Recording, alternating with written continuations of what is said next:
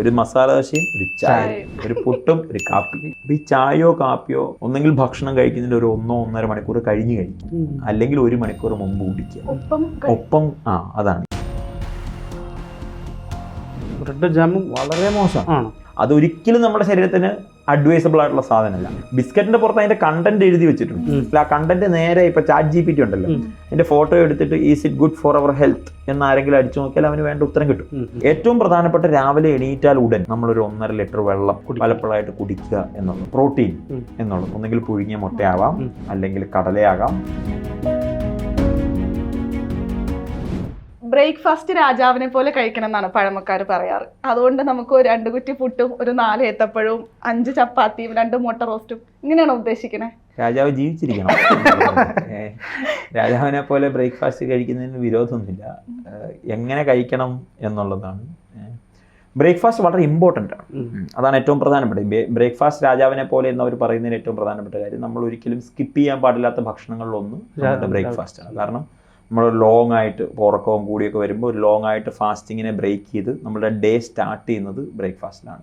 So നമ്മളുടെ ദിവസം തുടങ്ങുമ്പോൾ നമുക്ക് എനർജി ആവശ്യമുണ്ട്. നമ്മളുടെ ആ ദിവസത്തേക്ക് മുമ്പോട്ടുള്ള എല്ലാ കാര്യങ്ങൾക്കും നമുക്ക് കൃത്യമായി ഇത് ആവശ്യമുള്ളതുകൊണ്ട് ബ്രേക്ക്ഫാസ്റ്റ് ഇസ് വെരി ഇമ്പോർട്ടൻറ്റ്. അതുകൊണ്ട് ഈ ബ്രേക്ക്ഫാസ്റ്റ് സ്കിപ്പ് ചെയ്യുന്ന കൾച്ചർ വളരെ ഡേഞ്ചറാണ്. അത് വളരെ പ്രശ്നമാണ്. ഇപ്പം നമ്മൾ ഈ പറഞ്ഞ ഇപ്പോൾ പഠനങ്ങളും വരുന്നുണ്ട്. മെമ്മറി, അവർക്ക് ഓർമ്മക്കുറവ് എന്നുള്ളത്, അവർക്ക് മുമ്പോട്ടുള്ള ജീവിതത്തിൽ വളരെയധികം പ്രശ്നങ്ങൾ ഉണ്ടാകുന്നുണ്ട്. സോ ബ്രേക്ക്ഫാസ്റ്റ് ഒരിക്കലും സ്കിപ്പ് ചെയ്യാൻ പാടില്ല എന്നുള്ളതാണ് അതിൻ്റെ ഏറ്റവും പ്രധാനപ്പെട്ട കാര്യം. ബ്രേക്ക്ഫാസ്റ്റ് നന്നായിട്ട് കഴിക്കണം എന്നുള്ളത് തന്നെയാണ് എൻ്റെ അഭിപ്രായം. അതിനോട് എനിക്ക് വിരോധമില്ല. അതിൽ നമ്മൾ എവിടെയാണ് ഇത് ശ്രദ്ധിക്കേണ്ടത് എന്നുള്ളതാണ്. നമ്മൾക്ക് പുട്ട് കഴിക്കുമ്പോൾ പുട്ട് കഴിക്കുന്നതിനൊരു വിരോധം ഉണ്ടായിട്ടല്ല. പുട്ട് ഈ വെള്ള അരിക്ക് പകരം നമുക്ക് തവിടോട് കൂടിയുള്ള അരിയുടെ പുട്ട് കഴിക്കുക, ചെമ്പാവ് പുട്ട് കഴിക്കുക, അല്ലെങ്കിൽ ഈ പറഞ്ഞ മില്ലറ്റ് കൊണ്ടുള്ളത് റാഗി പുട്ട് കഴിക്കുക. അതിനോടൊപ്പം പ്രോട്ടീൻ ആഡ് ചെയ്യുക എന്നുള്ളത്. മനസ്സിലായില്ലേ? അപ്പോൾ അത് കടല പുഴുങ്ങിയതായിക്കോട്ടെ, പയറായിക്കോട്ടെ. അപ്പോൾ ഒരു കാർബ് മാത്രമല്ലാതെ പ്രോട്ടീനും കൂടെ ആഡ് ചെയ്യുക. അപ്പോൾ നമ്മുടെ വിശപ്പ് പോവും, നമ്മളുടെ ശരീരത്തിനൊരു ബാലൻസ് ഉണ്ടാവും എന്നുള്ളതാണ്. ഒരു ബൗൾ ഫ്രൂട്ട്സ് കഴിക്കുക എന്നുള്ളതാണ്. എപ്പോഴെങ്കിലും നിങ്ങൾ അതിൻ്റെ കൂടെ ഒരു ബൗൾ ഫ്രൂട്ട്സ് കഴിക്കുക. പിന്നെ ഏറ്റവും പ്രധാനപ്പെട്ട ബ്രേക്ക്ഫാസ്റ്റ് കഴിക്കുമ്പോൾ ശ്രദ്ധിക്കേണ്ടത്, നിങ്ങൾ ചായയോ കാപ്പിയോ കുടിക്കുക എന്നുള്ളത് മലയാളിക്ക് ശീലമാണ്. അപ്പോൾ ഈ ചായയോ കാപ്പിയോ ഒന്നെങ്കിൽ ഭക്ഷണം കഴിക്കുന്നതിൻ്റെ ഒരു 1-1.5 മണിക്കൂർ കഴിഞ്ഞ് കഴിക്കുക, അല്ലെങ്കിൽ 1 മണിക്കൂർ മുമ്പ് കുടിക്കുക. ഒപ്പം അതാണ് ഈ ബ്രേക്ക്ഫാസ്റ്റിനോടൊപ്പം ചായയും കാപ്പിയും കുടിക്കുന്നത്. ആ ബ്രേക്ക്ഫാസ്റ്റിന് നമ്മളുടെ ശരീരം അബ്സോർബ് ചെയ്യേണ്ട പല കണ്ടൻറ്റേയും അബ്സോർബ് ചെയ്യാതെ പോകും. നിങ്ങളുടെ ശരീരം അനീമിക് ആവുക, അല്ലെങ്കിൽ അയൺ ഡെഫിഷ്യൻസി വരിക, നമ്മുടെ വൈറ്റമിൻസിനെ അബ്സോർബ് ചെയ്യുക, ഇങ്ങനെയുള്ള പല കാര്യങ്ങളുടെയും അബ്സോർപ്ഷൻ ഇൻഹിബിറ്റ് ചെയ്യാൻ, തടയാൻ വേണ്ടി പലപ്പോഴും ഈ ചായ കാപ്പി ഈ ഫുഡിനോടൊപ്പം വരുന്നത് പ്രശ്നമാണ്. മനസ്സിലായി? അത് നമ്മുടെ ഏറ്റവും വലിയ തെറ്റിദ്ധാരണയാണ്. നമ്മളെപ്പോഴും ഒരുമിച്ചാണ് അല്ലേ? ഒരു മസാല ദോശയും ഒരു ചായ, ഒരു പുട്ടും ഒരു കാപ്പി, അതാണ്. പക്ഷേ അത് നല്ല ഒരു ശീലമല്ല. ചായയും കാപ്പിയും കുടിക്കണം എന്നുള്ളത് നിങ്ങൾക്ക് നിർബന്ധമാണെന്നുണ്ടെങ്കിൽ, നിങ്ങളുടെ ശീലത്തിൻ്റെ ഭാഗമാണെങ്കിൽ ഒന്നെങ്കിൽ 1 മണിക്കൂർ മുമ്പ്, അല്ലെങ്കിൽ ഭക്ഷണം കഴിച്ച് 1 മണിക്കൂർ ശേഷം നമ്മൾ കുടിക്കുക. ഏറ്റവും പ്രധാനപ്പെട്ട രാവിലെ എണീറ്റാൽ ഉടൻ നമ്മളൊരു 1.5 ലിറ്റർ വെള്ളം, 25 കിലോയ്ക്ക് 1 ലിറ്റർ വെള്ളം, ഇതാണ് നമ്മുടെ റേഷ്യോ. നിങ്ങളുടെ ശരീരത്തിന്, നിങ്ങളൊരു 100 കിലോ ഉള്ള ആളാണെങ്കിൽ നിങ്ങൾ 4 ലിറ്റർ വെള്ളം മിനിമം കുടിച്ചിരിക്കണം. 75 കിലോ ഉള്ള ഒരാളാണെങ്കിൽ 3 ലിറ്റർ വെള്ളം മിനിമം കുടിച്ചിരിക്കണം എന്ന്. നമ്മുടെ ബോഡി എപ്പോഴും ഹൈഡ്രേറ്റ്. അതിനകത്തൊരു 1.5 ലിറ്റർ വെള്ളം നമുക്ക് രാവിലെ തന്നെ കുടിക്കാൻ പറ്റണം. നിങ്ങളുടെ മോഷൻ ക്ലിയർ ആകാൻ സഹായിക്കും, നിങ്ങളുടെ ഡൈജഷൻ പ്രോപ്പർ ആവാൻ സഹായിക്കും, നിങ്ങൾക്ക് രാവിലെ നിങ്ങളുടെ ഫുഡ് ഇൻടേക്ക് പ്രോപ്പർ ആവാൻ സഹായിക്കുന്ന ഒത്തിരി ഗുണങ്ങളുള്ളൊരു കാര്യമാണ്. നിങ്ങളുടെ ഡൈജഷനെയൊക്കെ വളരെ നന്നായിട്ട് ഹെൽപ്പ് ചെയ്യുന്നത്. അപ്പോൾ രാവിലെ എണീക്കുമ്പോൾ രാവിലെ ഒരു 1.5 മണിക്കൂറിനുള്ളിൽ നമുക്കൊരു 1.5 ലിറ്റർ വെള്ളം പലപ്പോഴായിട്ട് കുടിക്കുക എന്നുള്ളതാണ്. അത് കഴിഞ്ഞ് നിങ്ങൾക്ക് ഡേറ്റ്സോ നട്ട്സോ ഒക്കെ കഴിക്കാൻ താല്പര്യമുള്ളവരാണെങ്കിൽ അപ്പോൾ കഴിക്കാം.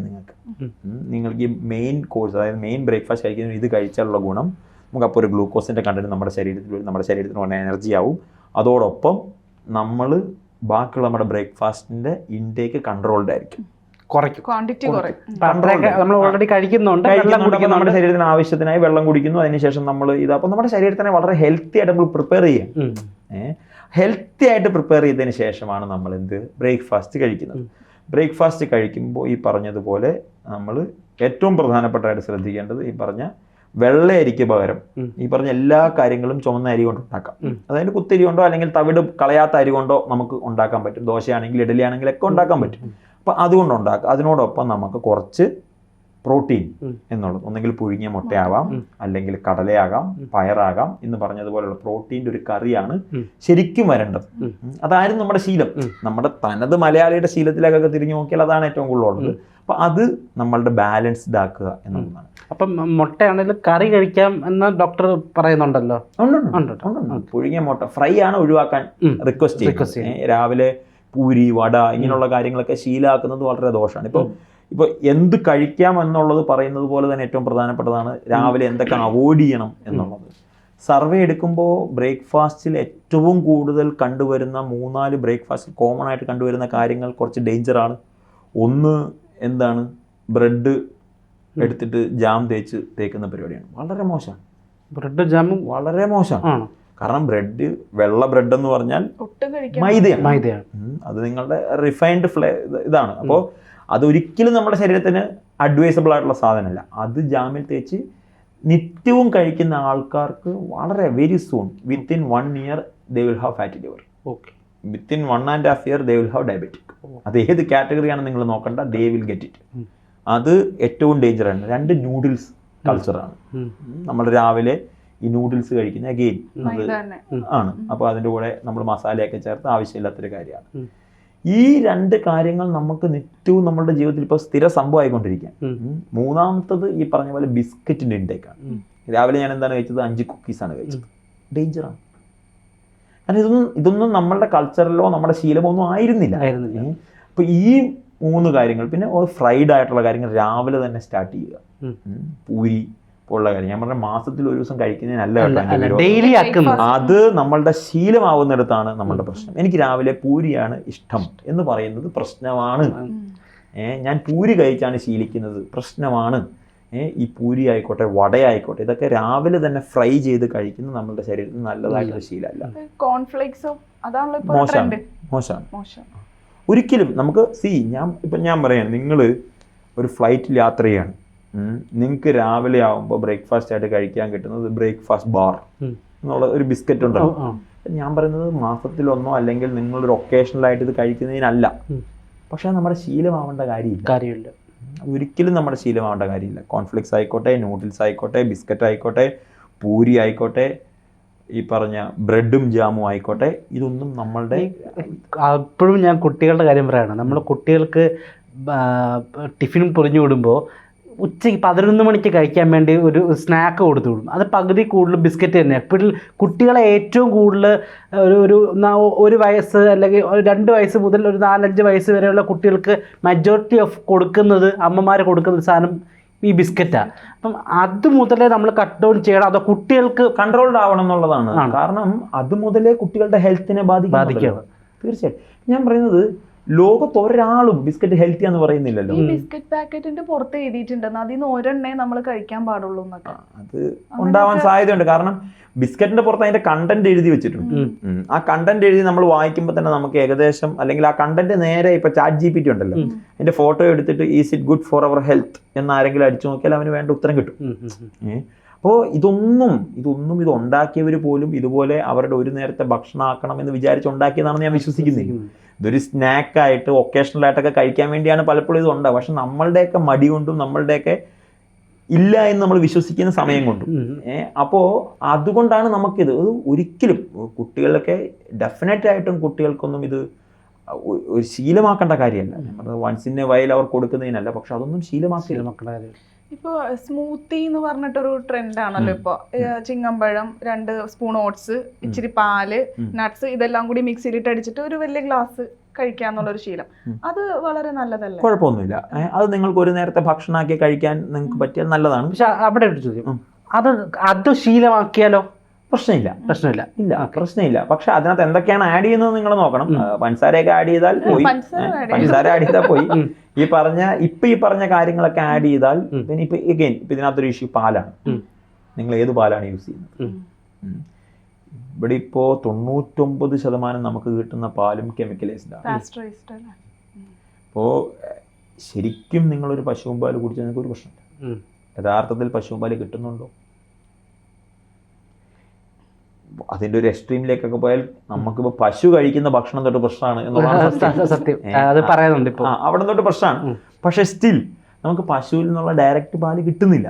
പിന്നെ ആ പാലിന്റെ ക്വാളിറ്റി ഒന്നുകൂടെ നമ്മൾ ഉറപ്പുവരുത്തണം എന്നുള്ളതാണ്. അത് മാത്രമേ ഉള്ളൂ അതിലൊരു അത്രേ ഉള്ളൂ. അല്ലെങ്കിൽ നമുക്കൊരു കഴിക്കാൻ പറ്റുന്നതാണ്. പിന്നെ ഇത് എഗെയിൻ നമ്മളുടെ കണ്ടീഷൻ നോക്കണം. നമുക്കിപ്പോൾ ഏതെങ്കിലും ഡയബറ്റിക് ഉള്ള ആളാണെങ്കിൽ അതിനകത്ത് ഈ പറഞ്ഞ ഓവറായിട്ടുള്ള കാർബ് വരുന്ന ഏതെങ്കിലും കണ്ടന്റ് ഉണ്ടോ, ഡേറ്റ്സ് അങ്ങനെയൊക്കെ ഓവറായിട്ട് അതിനകത്ത് വരുമ്പോൾ ചിലപ്പോൾ അത് ഷുഗർ ഹൈക്ക് ചെയ്യാൻ സാധ്യതയുണ്ട്.